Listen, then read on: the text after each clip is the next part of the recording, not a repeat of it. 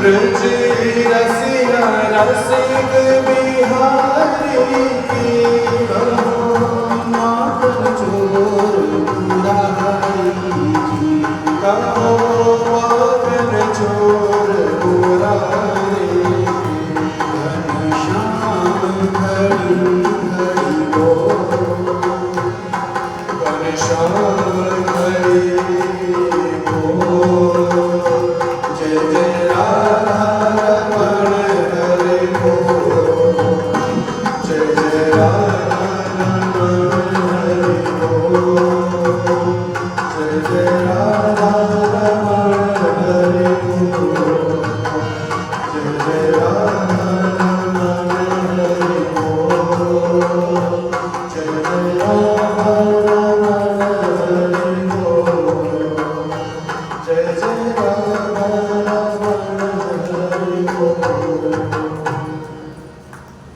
चतुर्विग्रह रूप में राम लक्ष्मण भरत शत्रुघ्न के रूप में ठाकुर जी का अवतार हुआ है। बड़ा उत्सव अयोध्या में हुआ। 1 माह तक सूर्य भी रुक गए और दशरथ जी जो भी भर भर के लुटा रहे हैं और जो लूट रहे हैं वो भी नहीं रख रहे, वो खुद भी उसको लुटाए जा रहे हैं। इतनी प्रसन्नता अयोध्या में हुई। बालपन की लीलाएं करते हैं, माता बड़ा दुलार करते हैं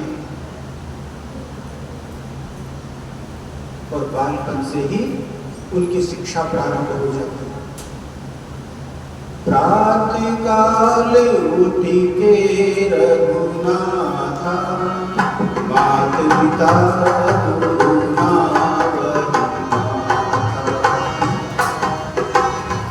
प्रातःकाल जल्दी उठते हैं। प्रातःकाल उठ के रघुनाथा मात पिता गुरु नावही माता। ये चीज जब भगवान राम ने भगवान कृष्ण ने अपने बचपन से सीखना प्रारंभ कर दिया, तब जाकर के आज हम उनकी पूजा करते हैं।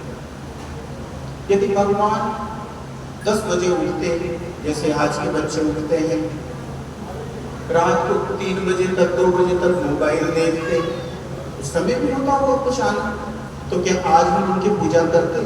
नहीं करते। उनकी पूजा की जा रही है उनके गुणों से, उनके कर्मों से। यदि भगवान राम भी रावण की तरह रहते या कंस की तरह भगवान कृष्ण रहते, तो क्या हम उनकी पूजा करते? नहीं करते।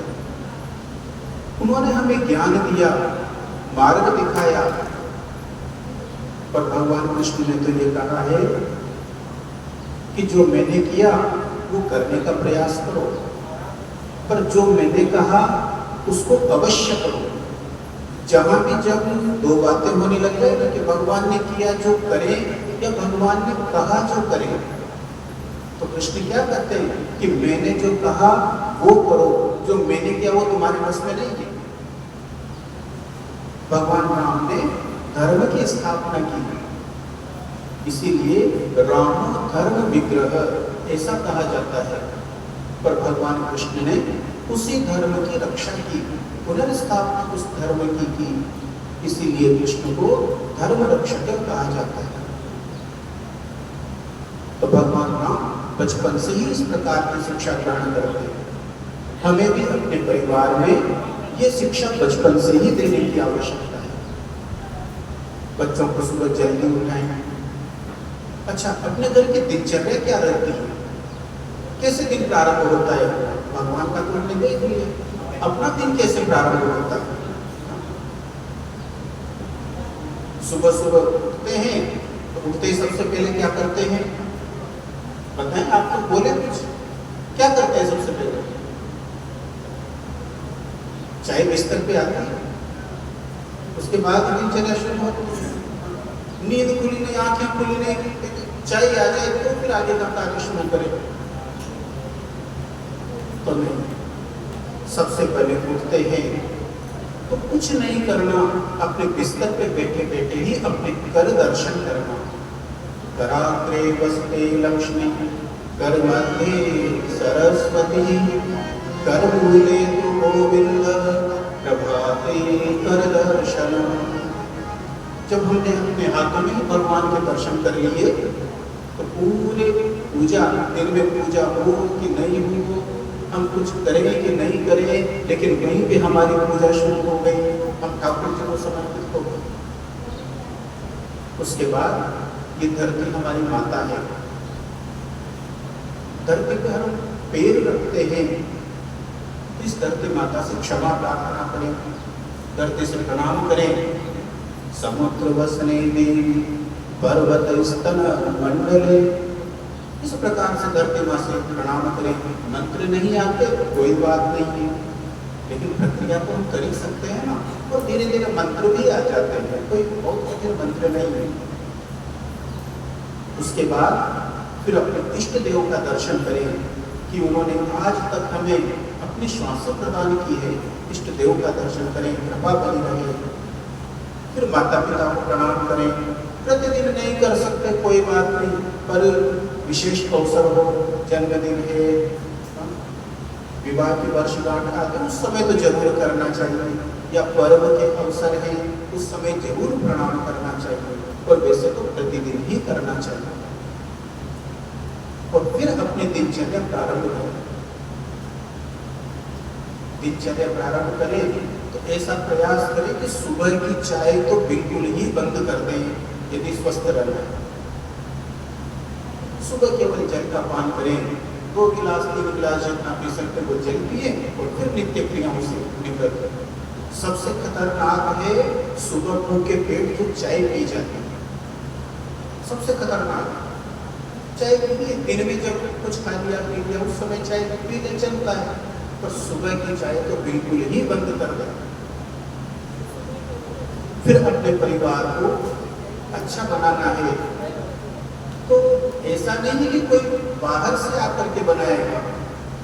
हम सरकार के भरोसे रहे कि सरकार करेगी तब जाके हमारे परिवार अच्छे बनेंगे, तो सरकार के भरोसे तो जो सड़क पे चलती है उसे सरकार कहा जाता है, तो हमारे परिवारों को भी सड़क पे थोड़ी सरकाना है, हमें स्वयं को प्रयास करना है, तो परिवार अच्छे बने।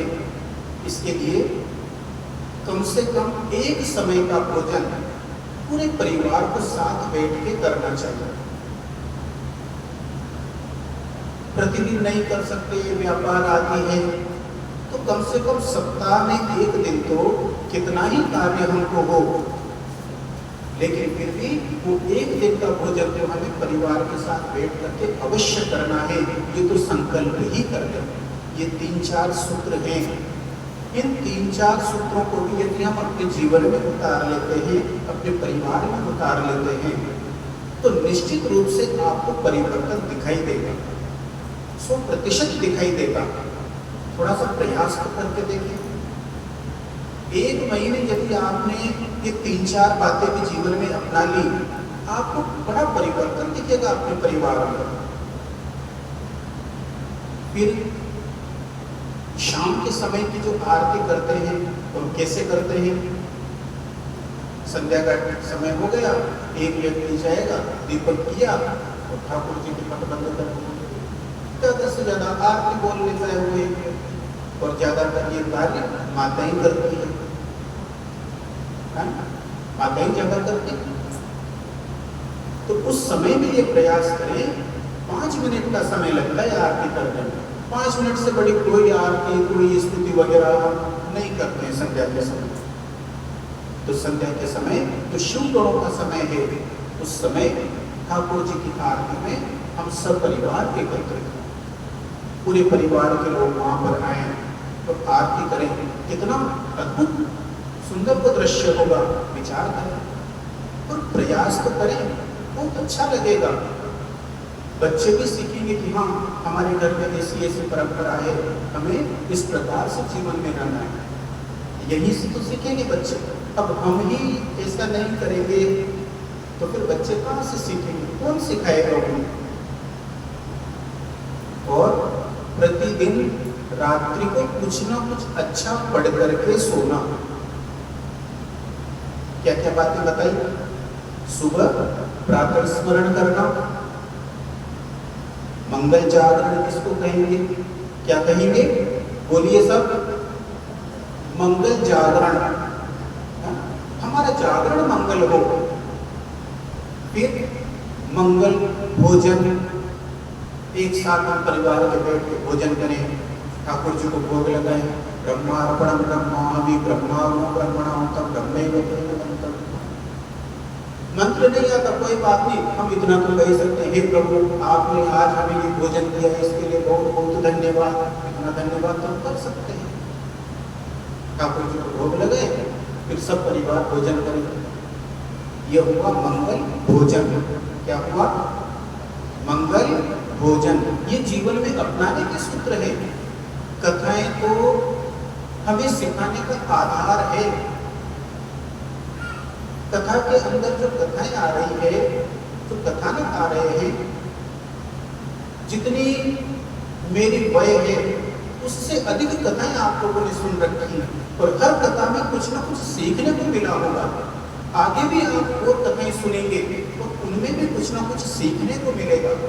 तो हम जीवन में एक एक कथा से भी यदि एक एक सूत्र को सीख ले तो भी हमारे जीवन में कितना परिवर्तन हो जाएगा। तो मंगल जागरण हुआ, मंगल भोजन हुआ, फिर मंगल भजन हुआ। संध्या के समय परिवार के सब एक साथ आरती करें, अपने इष्ट का ध्यान करें, तब जाके अपने इष्ट की कृपा होगी। और मंगल शयन, जब सोएं तो कुछ ना कुछ अच्छा पढ़ करके सोएं, मोबाइल देख के नहीं सोएं। चाहे गीता जी का एक श्लोक पढ़ें, रामायण जी की एक चौपाई पढ़ेंगे, कुछ भी पढ़ें, लेकिन कुछ अच्छा पढ़ करके सोएं। यह हुआ मंगल शयन। और फिर सप्ताह में कम से कम एक बार सब परिवार के लोगों को एक साथ बैठना, कुछ ना कुछ चर्चाएं करना, भगवत चर्चा करना, अपने पूर्वजों के बारे में चर्चा करना। अरे तुम्हारे दादाजी कितने विद्वान थे, तुम्हारे दादाजी ने कितना पुण्य किया, अपने पूर्वज ऐसे थे। पूर्वजों की भी चर्चाएं करना और अपने धर्म की भी चर्चाएं करना। तभी तो अपने पूर्वजों के बारे में बच्चे जानेंगे, नहीं तो कौन बताएगा उन्हें। फिर रामचरितमानस की है, महाभारत की है, ये कहानियां सुनाना, इनके पात्रों की चर्चा करना। राम कौन थे? अभी स्थितियां ये है कि हमें ये तक पता नहीं है कि हमारे पुराण कितने हैं, वेद कितने हैं, क्या उनका क्रम है, वो भी हमें ज्ञात नहीं। और कहने को हम क्या है? सनातन धर्म, लेकिन अपने धर्म का तो हमें ज्ञान ही नहीं है। तो ये कब होगा? जब हम अपने परिवार में ये चर्चाएं करेंगे। तो ये सब चर्चाएं अपने परिवार में करेंगे, तब कहीं जाकर के कल्याण हो सकता है। तो ये 4 बातें हुई। 5वीं बात हुई कि परिवार में कम से कम एक दिन बैठ के चर्चाएं करें।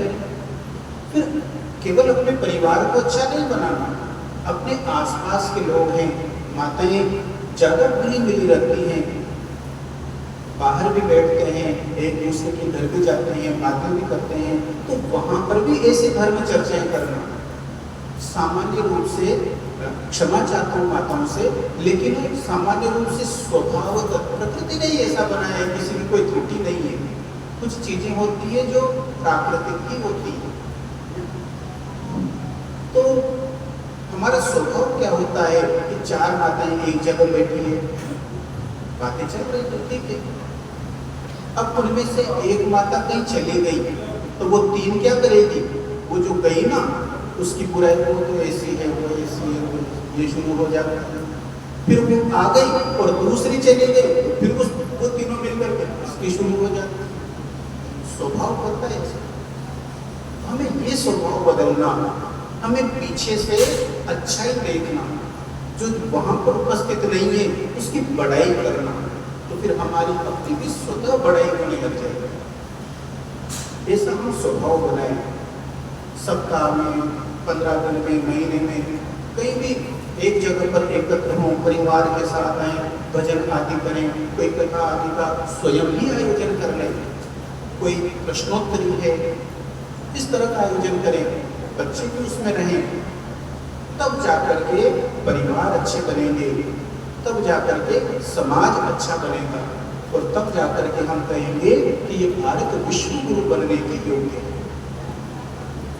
ऐसे थोड़े विश्व गुरु था भारत, ये सब ज्ञान था, ये सारी क्रियाएं हमारे स्वभावों में थी, उस समय भारत विश्व गुरु था। तो आज भगवान राम भी इन सब नियमों का पालन करते हैं। अब राम कथा तो बड़ी विस्तृत है, 9 दिन की पूरी राम कथा होती है। यहाँ संक्षेप में हम आधे घंटे में राम कथा को विराम देंगे। तो भगवान राम बड़े होते हैं, गुरुकुल में जाते हैं, शीघ्र ही विद्या ग्रहण करते हैं। अब गुरुकुल में क्या विद्या ग्रहण करते हैं, वो योग वशिष्ठ में वर्णित है। वो ब्रह्मांड की शिक्षा ग्रहण करते हैं, कैसे ये सृष्टि बनी, कैसे क्या, वो सारी शिक्षा भगवान ग्रहण करते हैं। योग वशिष्ठ में बड़ा विस्तार है। और फिर मृगया के लिए भी जाते हैं।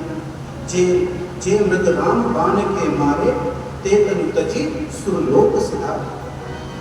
अब बहुत से लोग हैं जो ये स्पष्टीकरण देने का प्रयास करते हैं कि नहीं नहीं, राम ने कोई शिकार नहीं किया, किसी को नहीं मारा। क्यों नहीं मारा राम ने?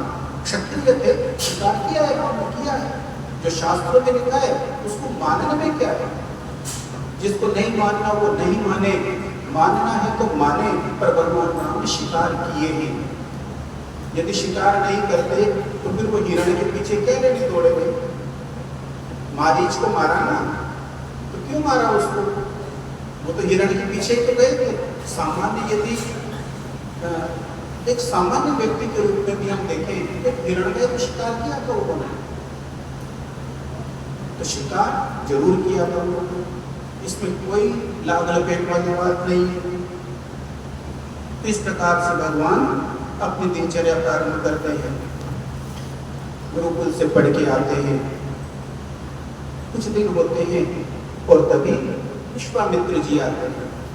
विश्वामित्र महामुनि ज्ञानी बस विपिन शुभ आश्रम जानी। महामुनि विश्वामित्र अयोध्या आते हैं, सरयू में स्नान करते हैं। जो ही दशरथ जी को पता लगता है कि मुनिवर आए हैं, उनका सम्मान करते हैं, आवभगत करते हैं, प्रणाम करते हैं। और वशिष्ठ जी और विश्वामित्र जी दोनों के लड़ाई है। वशिष्ठ जी के 100 पुत्र मार दिए थे विश्वामित्र जी ने, कथा लगती है वो। लेकिन फिर भी आज समाज की रक्षा का समय है, इसलिए दोनों ने अपनी उस लड़ाई को एक तरफ रखा है। और वशिष्ठ जी स्वयं कहते हैं कि राम को लेने आए हैं तो दे दो, ये धर्म की रक्षा के लिए लेकर के जा रहे हैं। और विश्वामित्र जी के साथ राम लक्ष्मण को भेजा जाता है। मार्ग में ताड़का आती है, तो राम पहले ताड़का का वध नहीं करते, क्योंकि स्त्री है, स्त्री पर वो प्रथम आक्रमण नहीं करते। जब ताड़का ने आक्रमण किया, राम ने एक ही बाण से उसका उद्धार कर दिया।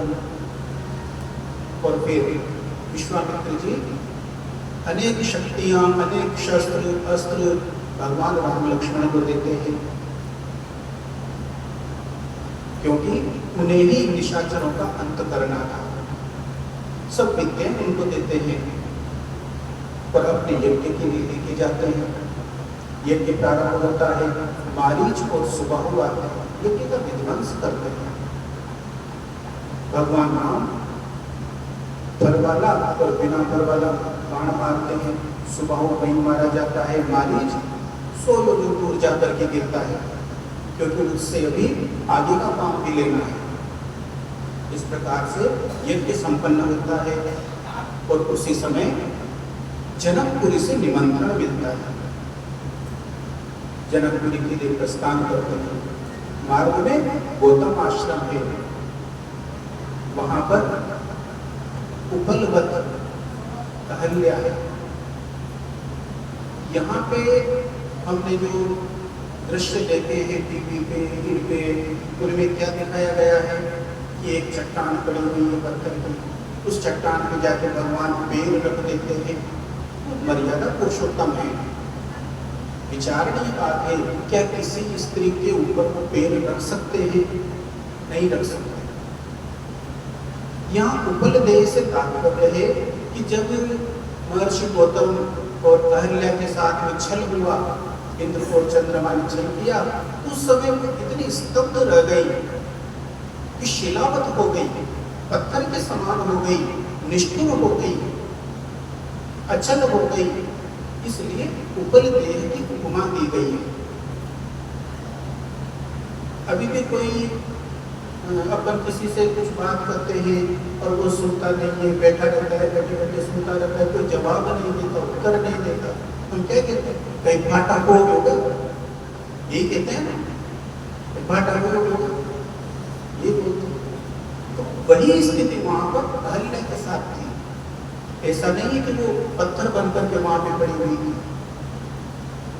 महर्षि गौतम ने कहा, उन्हें भी पश्चाताप हुआ, क्रोध क्रोध में शाप दे दिया कि तुम निष्ठुर हो जाओ, अचल हो जाओ, यहीं पर शिलावत हो जाओ, तुम्हें तो शिलावत हो जाना चाहिए। वो क्षमा मांगती है और महर्षि गौतम में यही कहते हैं कि अब जब भगवान राम आएंगे तभी इस कलंक से तुम्हें मुक्ति मिलेगी, क्योंकि ये कलंक ऐसा धब्बा होता है जिससे मुक्ति नहीं देती। और जिसके कपड़े ही काले हैं उसके ऊपर काला दिखाई नहीं देता है, काला दाग कहाँ दिखाई देगा? जिसके कपड़े श्वेत हैं, स्वच्छ हैं, निर्मल हैं, उसके ऊपर तो छोटा सा दाग लग जाता है, वो भी दिखाई देता है। परंतु जो है ही दुराचारी, उसकी क्या फर्क पड़ता है? तो यहाँ पर वो सदाचारी हैं और उनके ऊपर छोटा सा कलंक लग गया, उस कलंक की भी उन्होंने प्रायश्चित किया है। भगवान राम आए और अहल्या का आज पति लोक में गमन हुआ है। बोलिए महर्षि गौतम भगवान, अहल्या माता